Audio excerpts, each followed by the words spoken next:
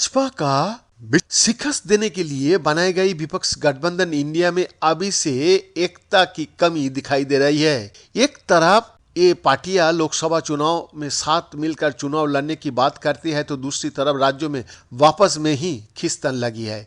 CPIM के महासचिव सीताराम येचुरी ने भी साफ कर दिया है कि राष्ट्रीय स्तर पर वो विपक्ष दलों के साथ रहेंगे, लेकिन बात जब पश्चिम बंगाल की आएगी तो टीएमसी के साथ उनका गठबंधन नहीं हो सकता। हावड़ा में हुई पार्टी की पश्चिम बंगाल समिति की बैठक के बाद में सीताराम येचुरी ने कहा, आज हमारा राजनीतिक और वैचारिक प्रोजेक्ट यही है कि सेकुलर और लोकतांत्रिक सिद्धांतों की रक्षा की जाए और बेहतर भविष्य बनाया जाए। इसके लिए सभी गैर भाजपाई पार्टियों को एकजुट होना होगा।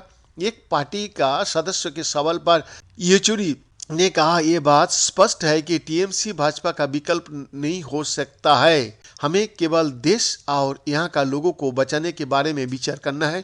हमें भाजपा को राज्यों और केंद्रों की सत्ता से हटाना होगा।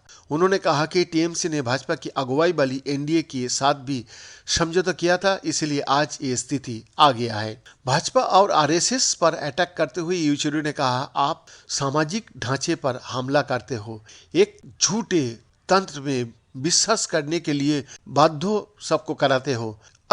यानी कि अंध आस्था की वजह से ही फैसिबाद पैदा होता है। हालांकि उनके केवल उसी चीज की जरूरत है, वो लोगों का ध्यान बांटना चाहता है। हमें पता है कि दक्षिण पंथियों ने इस तरह का माहौल लोगों को गुमराह करने के लिए पैदा किया है। केंद्र की सरकार पर हमला बोलते हुए उन्होंने कहा, अब हम एक लोकतंत्र में नहीं है, हम एक चुनावी तानाशाही में जी रहे हैं।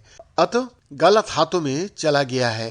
अब सबको वो अमृत लाना है देश की जनता का हित के लिए। यही आज भारत का लोग का सबसे बड़ा कर्तव्य है।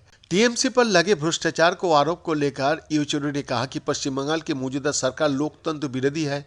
इसने लोकतांत्रिक चुनावों को पूरी तंत्र को खराब कर दिया है। उन्होंने कहा कि केंद्र में भाजपा को हटाना जरूरी है, लेकिन राज्यों में भी लोकतांत्रिक व्यवस्था बनाना जरूरी हो गया है। इसके लिए टीएमसी विकल्प नहीं हो सकती।